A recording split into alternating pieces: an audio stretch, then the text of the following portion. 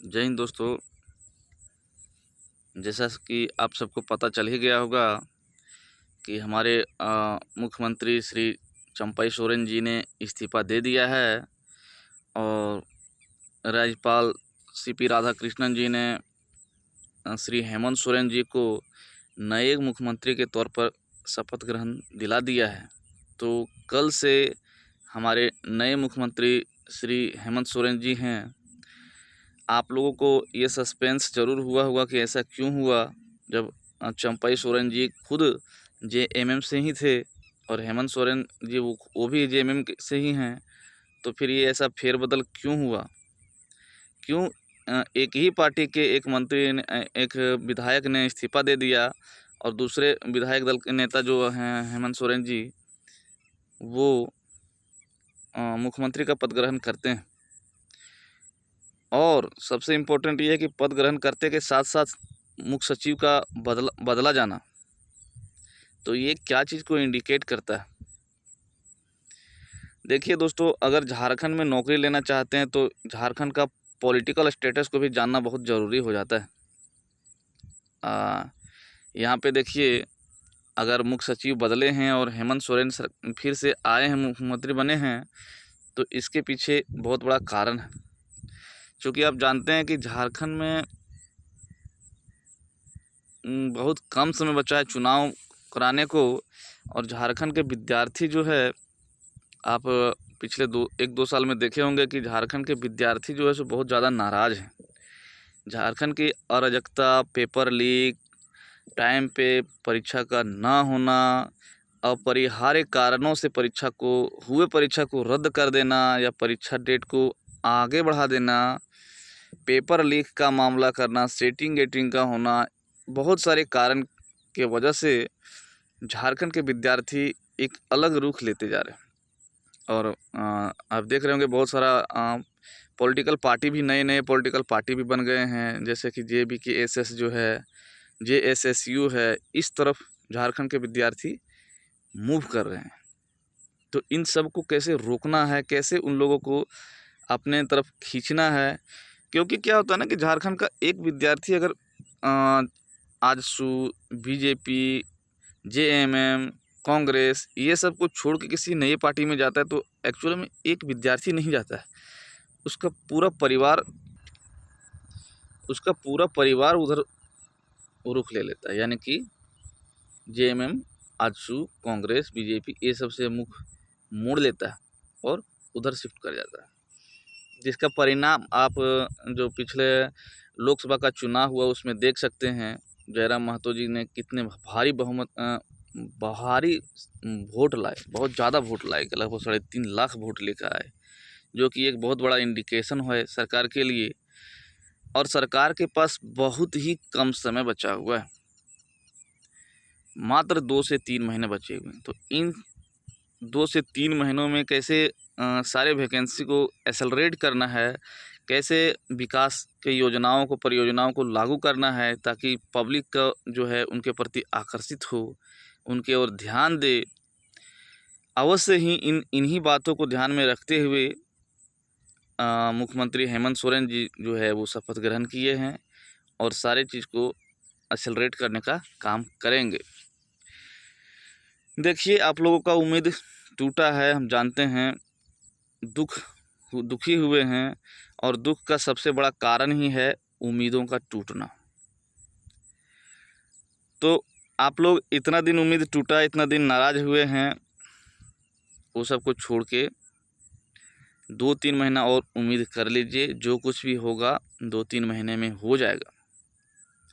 आप लोगों का कमेंट हम पढ़ रहे थे, देखे 2-3 लोग ऐसे हैं, कुछ लोग जो कमेंट किए हैं कि आप जो है झारखंड में क्या होगा ये आप भी जानते हैं, हम भी जानते हैं, झारखंड का कुछ होने वाला नहीं है।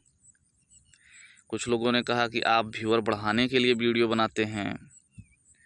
कुछ लोगों ने कहा कि झारखंड का कुछ होने वाला नहीं है। इससे साफ जाहिर होता है कि झारखंड के विद्यार्थी बहुत नाराज़ हैं और उन्होंने उम्मीद छोड़ दी है। उन्हें बहुत दुख पहुंचा है, क्योंकि बार बार नेगेटिव मैसेज आ जाता है। अभी झारखंड पुलिस को लेकर के ही न्यूज़ आया था कि जो चयन एजेंसी का चयन ही नहीं हो पाया है अभी तक, तो दौड़ कैसे होगा, इसको लेकर के चिंतित हो जाते हैं। तो इन सारी बातों पे ध्यान नहीं देना है। मैं आपको बता रहा हूँ कि हेमंत सोरेन सरकार जो आए हैं वो सारे वैकेंसी को एक्सेलरेट करने के लिए आए हैं। आप झारखंड का रिसेंट एग्ज़ाम से अपडेट रहिए। देखिए अभी झारखंड का जो सहायक आचार्य का एग्ज़ाम है वो चल रहा है। उसमें आप देख रहे होंगे कि ये जो पेपर लीक जो है उसको रोकने के लिए जेएसएससी ने 4 पेपर जो सहायक आचार्य का है 1 to 5 का 3 पेपर और 6 to 8 का 4 पेपर, वो 4 पेपर को 4 डेट में लेने वाला है। यानी एक पेपर जो सो अभी लिया है 6 to 8 का एक पेपर लिया, 1 to 5 का तो कंप्लीट हो गया है, लेकिन 6 to 8 का एक पेपर लिया है, लेकिन 3 पेपर कब लेगा इसका कोई पता नहीं, उसका अलग से डेट निकाला जा रहा है।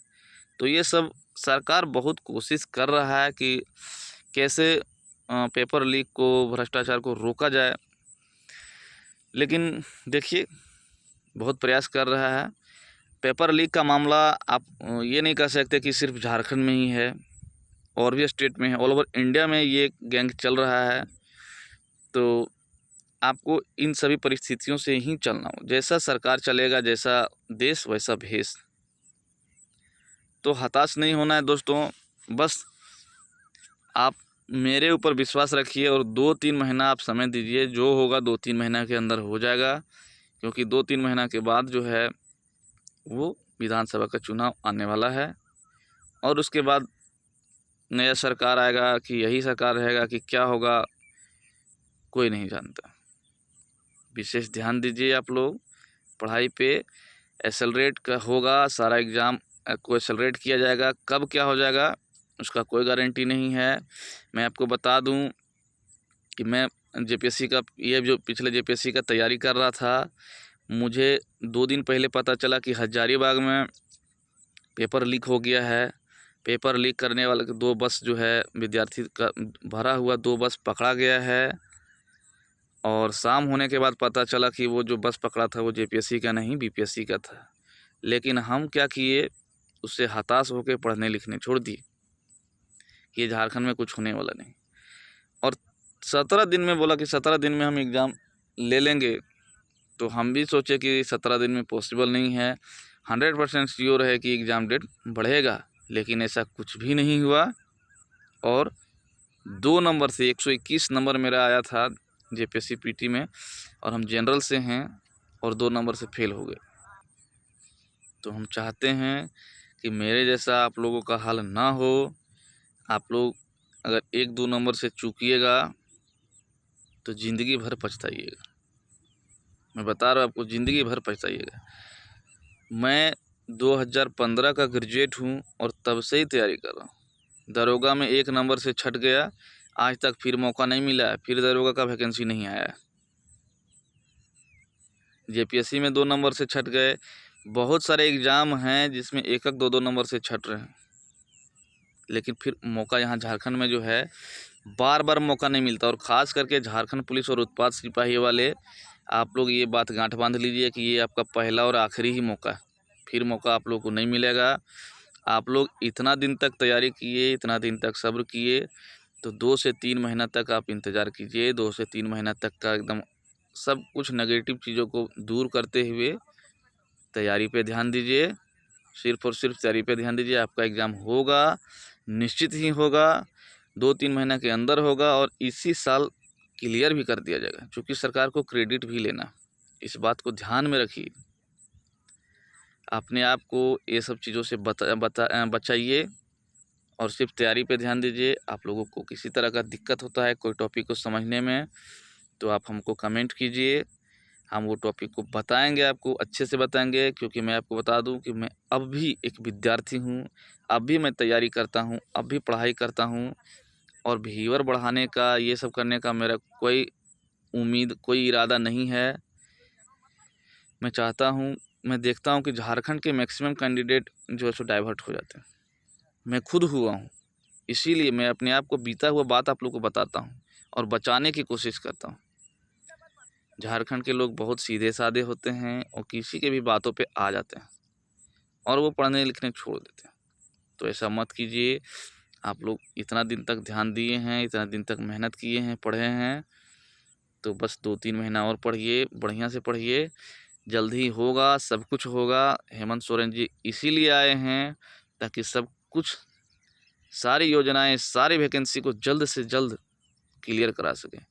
क्योंकि इस बात से इनकार नहीं किया जा सकता है कि श्री चंपई सोरेन जी से ज़्यादा अनुभवी हेमंत सोरेन जी हैं। उम्र में भले ही चंपई सोरेन जी बुजुर्ग हैं, लेकिन हेमंत सोरेन जी जो इनको सरकार चलाने का उनसे ज़्यादा अनुभव है।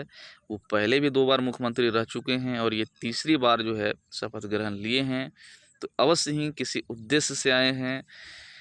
और एक चीज़ और कि जेल जो होता है वो बहुत बड़ा विद्यालय होता है और वो जेल से आए हैं। और जेल जो है सो पॉलिटिकल पार्टी लोग जो जेल जाते हैं उन लोगों को बहुत बड़ा अनुभव देता है, जानकारी देता है। क्योंकि वो जो है वहाँ पे सारे बिचौलियों से दूर होकर के अकेले अपना दिमाग के हिसाब से वो काम करते हैं, वहाँ सोचते हैं, समझते हैं कि कैसे क्या करना है और क्या हो रहा है। तो आप जानते हैं कि हेमंत सोरेन सर जो हैं वो जेल से होकर के आए हैं। वो सब चीज़ वहाँ रह के अकेले में रह के मंथन किए हैं और आते के साथ देखिए मुख्य सचिव का बदला जाना। और अभी देखिए, अभी तो कल ही वो शपथ ग्रहण लिए। अब आप देखिए कि हर एक दिन कुछ न कुछ अपडेट मिलेगा, कुछ न कुछ नया होगा और स्पीड होगा। आप लोग को संभलने तक का मौका नहीं मिलेगा दोस्त। मेरा भी एग्ज़ाम अगले ही महीने है सचिवालय का, आपको बता चुके हैं। तो मैं भी आप लोगों को बार बार ऐसे मोटिवेट नहीं कर पाऊँगा। मेरे पास भी बहुत कम समय बचा है। मैं 2016 से ही इसका तैयारी कर रहा हूँ, इसके पीछे लगा हूँ। एक बार ये गया, फिर कब सचिवालय का वैकेंसी आएगा। सारा वैकेंसी ऐसा ही है, ऐसा नहीं कि सचिवालय का ही, सारा वैकेंसी ऐसा ही। एक बार हो गया, फिर दोबारा कब होगा भगवान जाने। इसीलिए कोशिश कीजिए फर्स्ट अटैम्प्ट में ही क्लियर कर देने का। ऐसा तैयारी कीजिए, बढ़िया से तैयारी कीजिए। और इतने सारे ये होने के बाद अब मुझे नहीं लगता है कि अब चीटिंग होगा, और होगा भी तो उस लेवल तक नहीं होगा। 5-10% हर जगह होता है भाई, उसका तो गारंटी हम नहीं ले सकते हैं। लेकिन अब ज़रूर उम्मीद लगाया जा सकता है कि अब चीटिंग पे लगाम लगेगा। और ये सब चीज़ों को ध्यान में नहीं रखिए। आप इस लेवल का तैयारी कीजिए कि चीटिंग करने वाला, पेपर लीक वाला जितना सही कर रहा है उसके इक्विवेलेंट हम पढ़कर ही कर लें। क्योंकि क्वेश्चन जो है एग्ज़ाम का स्टैंडर्ड उतना ज़्यादा हाई रह नहीं रहा है। आप स्कोर कर सकते हैं, 80% ला सकते हैं। सिलेबस उतना हार्ड नहीं है। आप मेहनत पर ध्यान दीजिए, आप अवश्य ही ले आइएगा। आप लोग को लगता होगा कि हम एग्ज़ाम देते हैं, रद्द हो जाता है, ये हो जाता है, तो इसलिए आप दुखी हो जाते हैं। दोस्त, हम भी एग्ज़ाम दिए। आपको बता दें कि अभी हम जगुआर में पोस्टिंग है मेरा, और जगुआर में एक छुट्टी होता है EL, जिसको अर्न लीव यानी कि उपार्जित अवकाश कहते हैं, जो हर साल 30 दिया जाता है, यानी 30 को बनता है। आप जाएंगे तो आपका वो छुट्टी ऐसा है कि उसको छुट्टी उपभोग करने के लिए, उसका छुट्टी लेने में आपको पैसे कटेंगे। STF अलाउंस जो होता है बेसिक का 50% वो काट लिया जाता है, वो कट जाता है। और मैंने 3 बार EL लिया है, या 3 बार EL लेने का मतलब कि 30 या 90 EL मेरा ख़त्म हो गया। 13-39 जो है 40,000 रुपये मेरा वो भी कट गया, सैलरी से कट गया। और लाइब्रेरी खर्च, लॉज में रहे, बाहर रह के पढ़े, खाने पीने का वो भी खर्च हुआ। लेकिन क्या पढ़ने छोड़ दिए, तैयारी नहीं करेंगे? ऐसा नहीं करना है। जिस तरह से सरकार चल रहा है, जिस तरह से भी चल रहा है, उसी तरह से आप तैयारी कीजिए। दुनिया को हम बदल नहीं सकते हैं, अपने आप को बदल लीजिए। जो चीज़ को बदला जा सकता है उसी को किया जा सकता है। जो असंभव है, सूरज को हम लोग पश्चिम में भेज नहीं सकते हैं, तो पूर्व में ही रहेगा। तो सरकार को हम लोग ये नहीं कर सकते हैं। जैसा चल रहा है, हाँ, विरोध करते हैं और सरकार हमारी बात मानती है और एग्ज़ाम को रद्द कर देती है। इसके लिए उनको धन्यवाद दीजिए। आप कोशिश कीजिए, आप लोग तैयारी कीजिए, हताश मत होइए। पढ़ने पर ध्यान दीजिए। किसी तरह का कोई डाउट हो तो कमेंट कीजिए। मैं 5-10 मिनट कोशिश करके आपको बताने की कोशिश करूँगा। जय हिंद, जय भारत।